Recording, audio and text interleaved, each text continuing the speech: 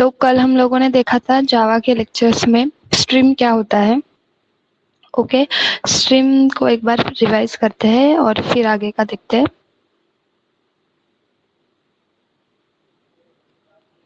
तो स्ट्रीम क्या होता है? The stream is nothing but the sequence of data compose by byte. Okay, मतलब कि जो आप लोग इनपुट एंड आउटपुट प्रोग्रामिंग में देने वाले हो, जब आप लोग प्रोग्राम के कोड को जब टाइप करोगे तो वो कोड जो है एक सीक्वेंस में स्टोर होगा, वो सीक्वेंस में कैप्चर किया जाएगा और वो बाइट में कैप्चर किया जाएगा, उसको स्ट्रीम बोलते हैं। And there are two types of streams, input stream and output stream. Input stream के अंदर जहाँ तक आप लोग source to Java applications program को डेवलप करते हो वहां तक आपका डेटा रीड होता है, उसको इनपुट स्ट्रीम बोलते हैं। एंड देन आउटपुट स्ट्रीम, जब आप लोग प्रोग्राम को डिबग करना स्टार्ट करते हैं टिल आउटपुट, वो जो वे रहता है या फिर वो वहां तक की जो प्रोसीजर रहती है उसको आउटपुट स्ट्रीम बोलते हैं। Okay, now we can see the byte stream classes in Java. Okay, so basically जो हम लोगों ने स्ट्रीम के दो टाइप्स देखे थे, input type and output stream type, उसी तरीके से प्रॉपर स्ट्रीम बाइट के और दो टाइप्स रहते हैं, which is byte stream and character stream. Okay, मतलब कि स्ट्रीम के अंदर डेटा जो है सीक्वेंस में स्टोर होता है, बट वो डेटा जब स्टोर होता है तो वो डेटा स्टोर होने के लिए दो टाइप से, कि आप लोग उसको कैरेक्टर में स्टोर करो या फिर बाइट में स्टोर करो। ओके, तो जब आप लोग कैरेक्टर या फिर बाइट में चीज़ों को स्टोर करते हैं तो उसके जो बाइनरी नंबर्स रहते हैं या फिर उसका जो स्टोरेज रहता है वो अलग अलग रहता है। ओके, तो वो अलग अलग क्यों रहता है? बिकॉज कि हम लोग जो भी हम लोग इंग्लिश में टाइप करते हैं या फिर कोड को हम लोग जो डेवलप करते हैं वो इंग्लिश लैंग्वेज को मशीन कोड में कन्वर्ट किया जाता है थ्रू कंपाइलेशन, और ये कंपाइलेशन या तो बाइट में होगा या तो कैरेक्टर में होगा। ओके, तो हम लोग जब बाइट में चीज़ों को स्टोर करते हैं, मतलब हम लोग जब बाइट स्ट्रीम क्लासेस को यूज करते हैं तो जो डेटा स्टोर होता है वो हमेशा 8 बिट में स्टोर होता है, यानी आपका 1 बिट इज इक्वल टू 8। जो आपका 1 कैरेक्टर रहेगा या फिर 1 जो आपका इंटीजर वैल्यू रहेगी, एक जो आपकी वैल्यू रहेगी, वो अगर अपने बाइट स्ट्रीम में अगर स्टोर की है तो वो 8 बिट में स्टोर होती है। Okay, 8 bit equals to 1 byte, यानी वो बाइट में स्टोर होती है। क्लियर? जब आप लोग चीजों को कैरेक्टर में स्टोर करोगे तो वो 2 बाइट लेती है, जिसको यूनिकोड बोलते हैं। ओके, जो हम लोग जावा में यूज करते हैं। तो सबसे पहले हम लोग देखते हैं कि बाइट स्ट्रीम क्या है और उसके बाद हम लोग देखेंगे कि कैरेक्टर स्ट्रीम क्या है। Byte stream classes are used to read the bytes from the input stream and write the bytes to the output stream. In other words, we can say that byte stream class read or write the data of 8 bits. We can store the video, audio, character by using the byte stream classes. Okay, तो byte stream अगर आप लोगों ने method use की to store your program, so your data will be stored in 8 bit, यानी एक value 8 bit में store होगी, यानी हर एक जो कैरेक्टर रहेगा या फिर हर एक जो वेरिएबल रहेगा वो 1 बाइट में स्टोर होगा। Clear? Byte stream classes, byte stream classes are divided into 2 types, which is input stream and output stream, जो हमने कल देखा था। ओके, जो हमारा बेसिक टाइप है, जो हम लोग मतलब कि अगर आप लोग कोई भी टाइप यूज नहीं करोगे तो एक बेसिक उसका फॉर्मेट है कि आप लोग इनपुट एंड आउटपुट स्ट्रीम में आपके चीजों को स्टोर करते हो। These classes are abstract and the super class of all input output stream. तो इनपुट आउटपुट स्ट्रीम में हम लोगों ने कल देखा था कि इनपुट आउटपुट स्ट्रीम क्या होता है। तो जो हम लोग इनपुट देते हैं वो इनपुट जो कैप्चर करने तक का जो टाइम रहता है वो इनपुट स्ट्रीम रहता है, और जब प्रोग्राम डिबग करना स्टार्ट हो जाता है तो वहां से वो आउटपुट स्ट्रीम स्टार्ट हो जाता है। ओके, देन कि अगर आप लोग बाइट कोड में प्रोग्राम को स्टोर करते हो, देखिए जैसे कि यहाँ पे लिखा है कि आप लोग जब बाइट स्ट्रीम यूज करोगे सो you can store video, audio and character, तो आप लोग इन तीनों टाइप में जो है आपका प्रोग्राम स्टोर कर सकते हैं। Then why we use the character stream? Okay, कि अगर आपके सारा डॉक्यूमेंट, आपके सारे प्रोग्राम के कोड, आपकी वीडियो, आपकी ऑडियो अगर सब बाइट में स्टोर होने ही वाली है, then why we use the character stream? तो कैरेक्टर स्ट्रीम हम लोग क्यों यूज करते हैं? ठीक है, तो कैरेक्टर स्ट्रीम इसके लिए because the Unicode, there are the multiple standard to represent the character encoding. ASCII for the United States, ISO for the Western European language, KUI for the Russians and GP18030 for the Big Five for the Chinese. So basically जब भी आप लोग चीज़ों को store करते हैं इन database इन programming language, तो आप लोग उनको एक डेटाबेस देते हो या फिर डेटा टाइप देते हो. तो हम लोगों एक ऐसे बोल सकते हैं कि इंटरनेशनल हमारी लैंग्वेज है इंग्लिश, हम लोग इंग्लिश में सारी प्रोग्रामिंग करते हैं. बट ऐसे है कि जब भी आप लोग अदर कंट्रीज में जाओगे तो वहाँ पे हर एक वर्ड का अलग अलग मीनिंग रहता है. ओके कि जैसे आप लोग अगर सपोज कोई अगर रिजल्ट ऐसे कोई अगर अपने वर्ड पकड़ लिया तो रिजल्ट आपके यहाँ पे आउटपुट भी आप लोग उसको कंसिडर करते हैं. दूसरे कंट्री में वो सेम वर्ड का मीनिंग रिजल्ट भी रहेगा, कोई इसको आउटकम बोलेगा. तो ऐसा एक वर्ड रहता है जिसके मल्टीपल मीनिंग होते हैं. ओके अगर आपने सारे डेटा को बाइट स्ट्रीम में ही स्टोर कर लिया और इन केस अगर आप लोग सपोज आप लोग अभी यहाँ से प्रोग्राम को रन कर रहे हैं, जब आप लोग अदर कंट्रीज में जाके वो सेम प्रोग्राम को रन करोगे तो उनका जो इन्वायरमेंट रहेगा आपके सिस्टम का वो मे बी वो वर्ड को सपोर्ट नहीं करेगा, बिकॉज वहाँ पे वो चीज़ का मीनिंग अलग रह सकता है. कि जैसे आप लोग यहाँ पे प्रोग्राम रन होने के बाद जो आंसर आता है उसको आउटपुट बोलते हैं, बाहर के कंट्रीज में उसको रिजल्ट बोलते हैं, कोई उसका आउटकम बोलता है. तो ऐसे बहुत सारे मीनिंग रहते हैं वो सारे वर्ड एक ही वर्ड का. तो ये प्रॉब्लम जो है कि आप लोग अगर बाइट में अगर चीज़ों को स्टोर करना स्टार्ट कर लिए सभी प्रोग्राम को, और जब आप लोग दूसरे इन्वायरमेंट में इसको रन करने जाओगे तो मे भी कभी कभी आपको एरर आ सकता है, बिकॉज जो आपका मेन CPU है या फिर जो आपका मदरबोर्ड है जो चीज़ों को कैप्चर करने वाला है वो कंफ्यूज हो सकता है कि इसका मैं मीनिंग क्या पकड़ूं, इसका मीनिंग मैं रिजल्ट पकड़ूं या आउटकम पकड़ूं या आउटपुट क्या कंसिडर करूं. तो ये जो प्रॉब्लम आती है अलग अलग लैंग्वेज के वजह से, उसको ओवरकम करने के लिए हम लोग जावा में यूनिकोड कंसेप्ट यूज करते हैं, मतलब कि कैरेक्टर स्ट्रीम को यूज करते हैं. कैरेक्टर स्ट्रीम में एक ही स्टैंडर्ड लैंग्वेज यूज की जाती है, और जहाँ पे अगर प्रोग्रामर या फिर जो आपका डिबगर है या फिर जो आपका कंपाइलेशन होता है उसको अगर लगा कि ये वर्ड के दो मीनिंग है तो वो ऐसे वर्ड को 2 बाइट में स्टोर करता है. ओके जनरली आप लोग जब डेटा को स्टोर करोगे जावा में वो हमेशा 1 बाइट में स्टोर होता है. बट इन केस अगर ऐसे लगे कि डबल मीनिंग है या फिर 2 मीनिंग हो रहे हैं एक ही वर्ड के, तो वो डेटा को 2 बाइट में स्टोर करता है, यानी वो दोनों वर्ड को कंसिडर करता है. ओके इसकी वजह से मतलब जो ये प्रॉब्लम क्रिएट होता है कि मल्टीपल लैंग्वेज की वजह से, इसको ओवरकम करने के लिए हम लोग सेकेंड टाइप यूज करते हैं विच इज कैरेक्टर स्ट्रीम.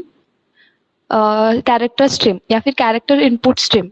इससे क्या होता है आपका जो डेटाबेस का डेटा टाइप है वो हमेशा 2 बाइट में स्टोर होता है. To support the multinational application code, some character was using single byte and some 2, and even same code may represent a different character in one language and may represent the other character in other language. To overcome above shortcoming, the Unicode system was developed where each character is represented by 2 byte. As a Java was developed for a multilingual language, it adopted the Unicode system. तो इसकी वजह से हम लोग क्या करते हैं हर एक कैरेक्टर को 2 बाइट में कंसिडर करते हैं और ये प्रॉब्लम हमारी ओवरकम हो जाती है. तो इसके लिए हम लोग हमेशा सेकेंड टाइप यूज करते हैं which is character stream type. Clear है दोनों, byte stream and character stream. Character stream क्या होता है और कैरेक्टर स्ट्रीम में कितने बाइट स्टोर होते हैं?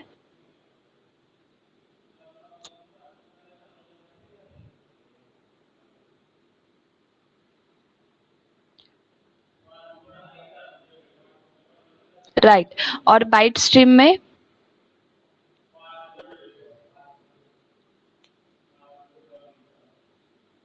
परफेक्ट. ओके तो इसको और डीप में देखते हैं. तो स्ट्रीम का तो ओवरव्यू हमने कल देख लिया था कि स्ट्रीम क्या होता है, फिर भी एक बार डेफिनेशन देखते हैं. From the perspective of Java, stream initially refer to as abstraction that is used to produce the consume flow of the sequential information. जब आपको सीक्वेंस में डेटा को स्टोर करना है so you can use the stream. Then next is byte stream and character stream. There are 2 types of stream in Java, byte and character. When input output stream manage the 8 byte of raw binary data, it is called the binary और it is called the byte stream.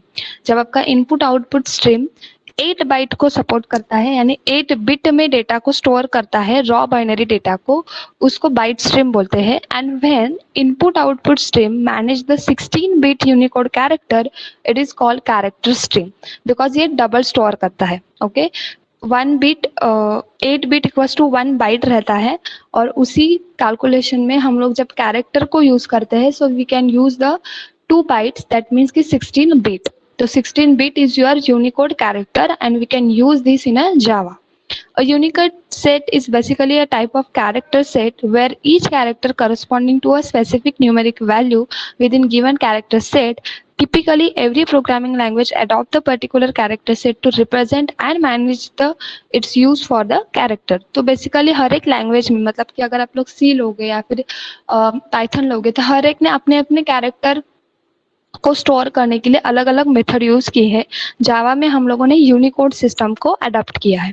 Apart from Unicode, another commonly use character is ASCII, जो हम लोग C में use करते हैं। ASCII values, ASCII defined by the international standard organisation at the inception of Java. It did not have the character stream, therefore all input-output operations were byte-oriented. The character stream was introduced later, and the character stream and byte stream should not be mixed with a low-level input-output operation.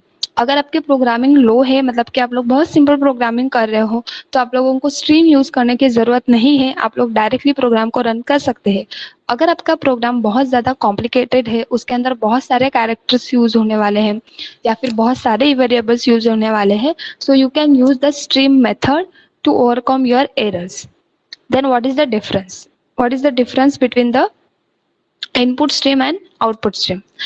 The difference simply convinces that some streams are inherently by the byte oriented and some are the character oriented. As the result, it is always convenient to handle them with the appropriate classes and method defined in input output package.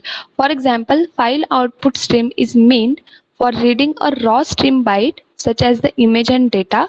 Similarly, file output stream object may be used to write a raw byte stream under the similar circumstances. Reading and writing the file based on character oriented stream of the data file read and data file writer may be used to respectively.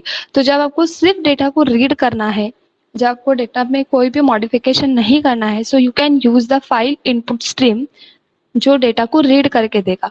जब आप लोग को, मतलब कि for example अगर आपको किसी image को वगैरह क्रिएट करना है आपके जावा प्रोग्रामिंग कोड से, सो you can use the input stream. Okay, और जब आपको प्रोग्रामिंग के कोड टाइप करने के बाद उसका एक एप्रोप्रिएट रिजल्ट आने वाला है, so you can use the file output stream.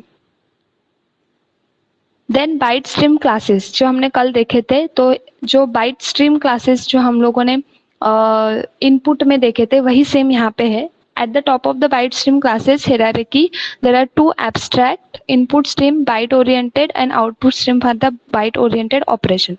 तो ये है उसके क्लासेस जो हम लोग प्रोग्रामिंग में यूज करते हैं। Input stream, byte array input, file input stream, buffer input stream etcetera. ये बहुत सारे क्लासेस है जो आप लोग आपके नीड के अकॉर्डिंग यूज कर सकते हैं। देन कैरेक्टर स्ट्रीम में क्या होता है? Character streams are the classes, there are two abstract classes, reader for the character input and writer for the character oriented. बहुत सिंपल है, दोनों तरफ डेफिनेशन सेम है कि आप लोग कैरेक्टर में जहाँ पे आपको रीड करना है आप लोग इनपुट क्लासेस यूज करोगे, जहाँ पे आपको चीजों को मॉडिफाई करना है वहाँ पे आप लोग आउटपुट क्लास को यूज करोगे। ये कैरेक्टर स्ट्रीम के क्लास है जो आप लोग प्रोग्रामिंग के टाइम पे यूज कर सकते हैं। Reader, then buffer, line number, character reader, filter reader, push back reader, then input stream reader, ये बहुत सारे हैं जो आपको प्रैक्टिकल में समझ में आएंगे। Then next concept is predefined stream. Okay, एक तो आपके पास ऑप्शन है कि आप लोग दो चीजों के बेस्ट आपका प्रोग्राम क्रिएट करो, input stream and output stream, जिसके दो टाइप आपको मिलते हैं, byte stream and character stream. Okay, और उसके बहुत सारे आपको क्लासेस मिलते हैं। तो क्लासेस यानी मेथड कि जैसे अगर क्लास एडिशन अगर आप लोग लिखोगे तो एडिशन इज योर मेथड, तो ऐसे अलग अलग क्लासेस के बहुत सारे मेथड्स आपको मिलते हैं। इसके अलावा आपका जो जावा का एप्लीकेशन है उसके अंदर प्री डिफाइंड स्ट्रीम्स रहते हैं। तो प्री डिफाइंड यानी जिसके मीनिंग पहले से ही स्टोर है, आप लोग डायरेक्टली उसको यूज कर सकते हैं। The Java provides the 3 pre defined stream object which is in, out and error, जो हमने कल देखे थे। जो मैंने बोला था कि आपको सब टाइप आपको मिलते हैं। तो ये क्या है आपके प्रीडिफाइंड स्ट्रीम, जिसके अंदर आपको 3 ऑब्जेक्ट्स मिलते हैं, in, out and error, define in a system class of Java dot language dot package. The out object refers to the standard output stream और console. In object refer to standard input, which is the keyboard, and error object refers to the standard error, which is again is nothing but the console. तो जब आप लोग बहुत simple programming करते हो कि एकदम सिंपल है जिसके अंदर कोई कॉम्प्लिकेशंस नहीं है, तो आप लोग बाय डिफॉल्ट आप लोग यही 3 चीजों का इस्तेमाल करते हो। ये ऑब्जेक्ट जो आपके क्लास फाइल को भी सपोर्ट करेगा और ये आपके प्रोग्रामिंग को भी सपोर्ट करेगा। इसके अंदर इन क्या करेगा, आपके इनपुट को स्टोर करने का काम करेगा, आउट आपके रिजल्ट को स्टोर करने का काम करेगा, और एरर जो है ये आपके एक्सेप्शन हैंडलिंग यानी आपके एरर को हैंडल करने का काम करेगा। क्लियर? यहाँ तक समझ में आया?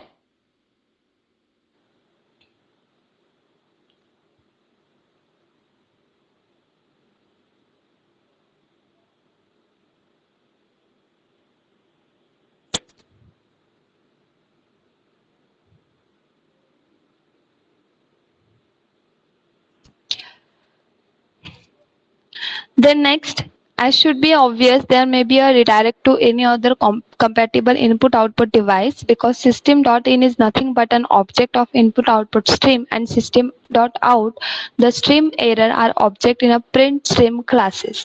So they basically work on a byte-oriented stream, although we can use them for the reading and writing character to form the console. तो ये तीनों चीजें आपको मिलती है, in, out and error। और जब भी आपको चीज़ों को रीड करना है या फिर राइट करना है या फिर आपको एरर को हैंडल करना है, सिंपल प्रोग्रामिंग में आप लोग ये 3 चीज़ों का यूज कर सकते हैं।